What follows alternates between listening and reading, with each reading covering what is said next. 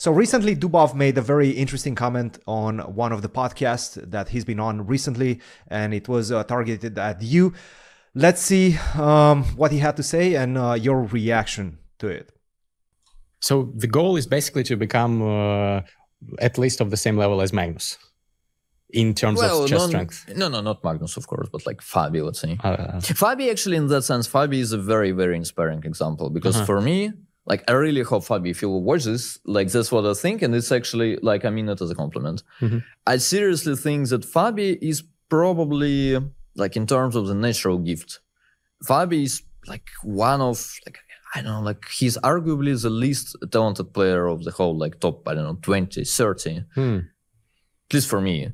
And it's very inspiring because with Magnus, I mean, sometimes you see those, like, moments of genius. And you can say to yourself, okay, like, I don't know how I mean, like, I cannot do this. I can work a lot, still I cannot do this. And, you know, and it's not going to change, apparently, because there are just things that he feels and you cannot do much about it.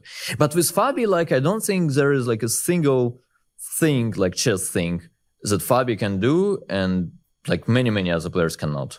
I don't think it exists. It's very much about the winner's mentality. It's about his routine, openings, a lot of work, tremendous amounts of work. So basically what he says, it's that you're putting in absolutely tremendous amounts of work. You're the least talented, naturally gifted player in the top 20, which I think is complete bogus. But yeah, I want to see your reaction to that. Well, okay, so first of all, Dubov says that he doesn't mean it as like a criticism or insult, which I think is true. And he means it as a compliment, which again, I'm certainly not taking this as a personal thing. So I don't see it as either an insult or a compliment. He says it's a compliment. Some people would see this as a bit of an insult. Some would say it really depends on your perspective of what you would call a natural gift and what you would call hard work, and which is more valuable to. It's going to be a very individual thing. The thing which I never really understood is, like, when we say natural talent, I don't really know what this means. Like when we talk about someone's level, we understand, we go by rating and tournament victories, accomplishments, and so on. And there's like objective criteria, right? You know, Hikaru is this rating, Magnus is this rating, Alireza is that rating, and then we can measure people by their results. When we speak about talent, it's not something that's really quantifiable. So it's going to be a very subjective thing. And usually I think we use it as a helpful metric, a subjective metric, but still a helpful one to determine if, like, a young player is very promising. So you talk to, or you work with, let's say, an 8-year-old player, and of course they're not very strong yet, but you can see, or you can try to gauge how strong they will be in the future, and we call that, like, natural gift, right? I think it's just instincts, right? Instincts, understanding of where to place, natural understanding of where to place the pieces. And as you mentioned, this generally comes at an early age, and you can kind of understand where that player is going to go based on that. I think this is what he's hinting at. Okay, but again, it's like natural feel for where to put the pieces. I mean, we speak about this for determining if, like, a young player will get very, very strong. But of course, top players all have natural feeling of where to put the pieces. And of course, yeah, it may vary, but then there's also other aspects of chess, like calculation ability, tactical awareness, which I think is one of my weaker sides. And I think that's one of Hikaru's strongest sides. And also one of Magnus's strongest sides is, like, just quick tactical awareness. Tactical awareness, really? Yeah, but there's, like, a million factors in chess. Like my structured calculation is probably one of my stronger sides, and in the past it's been more of a stronger side.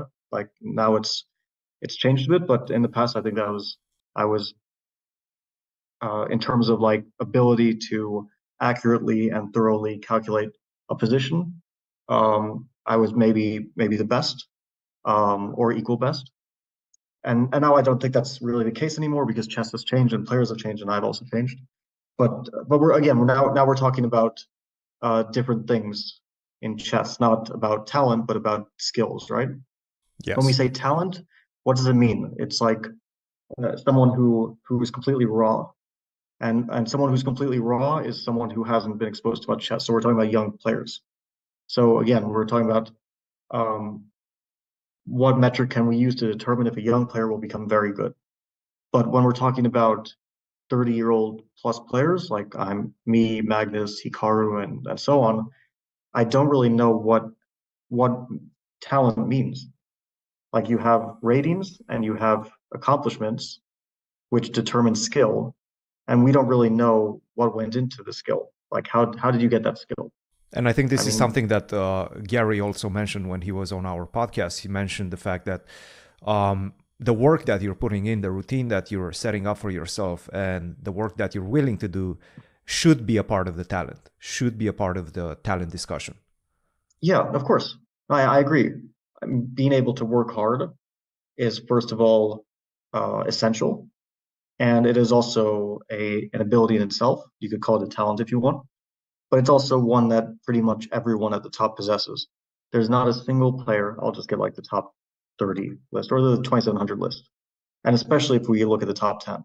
But if we look at anyone over 2700, there's not a single player who has not devoted enormous amounts of work. Now, there are players who have worked more or less than others.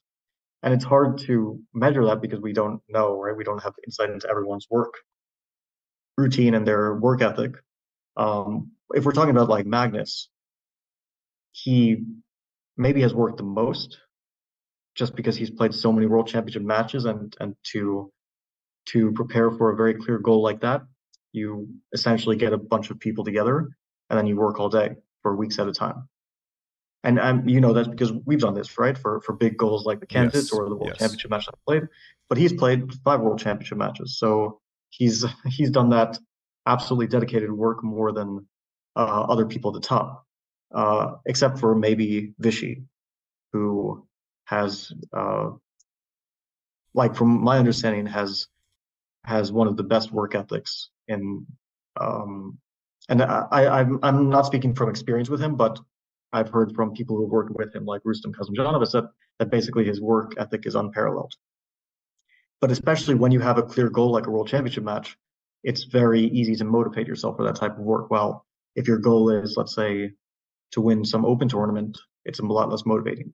And I think this is part of why you have achieved such longevity at the top, because outside of the candidates, outside of the world championship match that you've trained for, you also putting enormous amounts of work every single day. And I think this is something that he's touching upon as well. The mentality, the winner's mentality.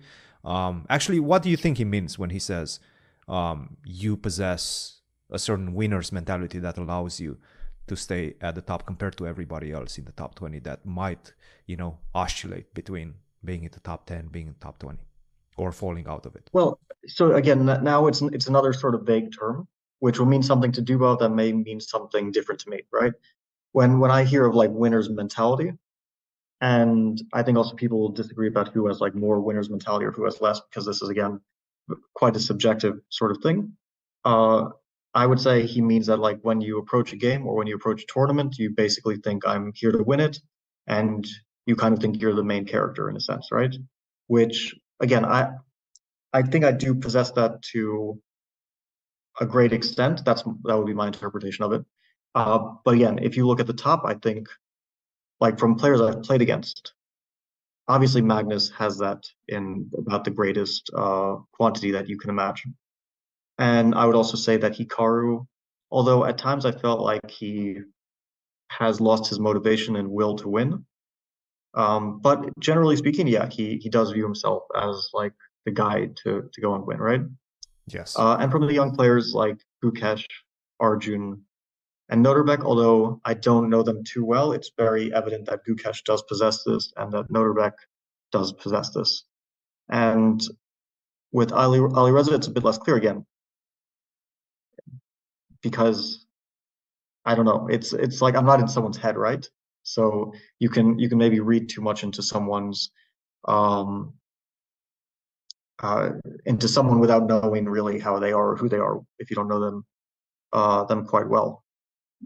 But okay, with Alireza, it's clear that still he's like trying to win every tournament he's playing. So again, who at the top does not have this this sort of winner's mentality, if you want to call it that. Yeah, winner's mentality, killer's instinct, I guess some people would call it. There's different names for it, I would assume. Anyway, I think this probably sums up our answer to Dubov, our reaction. You know, I just want to say, like, I understand his opinion. I'll just like finish up quickly. Like, I understand more or less what he's going for, but I feel like this is a issue of kind of vague language, which maybe means something to him that it means something different to someone else, and it doesn't really. It's not a very accurate metric. So when he says like someone is the most or the least talented in you know, chess among the top 50 or top 30 or whatever, then I don't exactly know what that means. And I think that if he tried to start ranking people by their talent, he would realize that it starts to become a bit meaningless. Like maybe he would put Magnus at number 1 and nobody would argue, and maybe he would put Alireza at number 2. But then, like, besides some things that maybe people would agree on, there would be like very little agreement at some point. It would be like, who's more talented, Wei Yi or Wesley So, Jan Nepomniachtchi or Norbert Abdustar? It's you can't like, how do you say this? How do you determine this? So that's basically what I think of that. It's something which doesn't have a clear meaning for me. I think it's quite subjective and it's based on everybody's interpretation.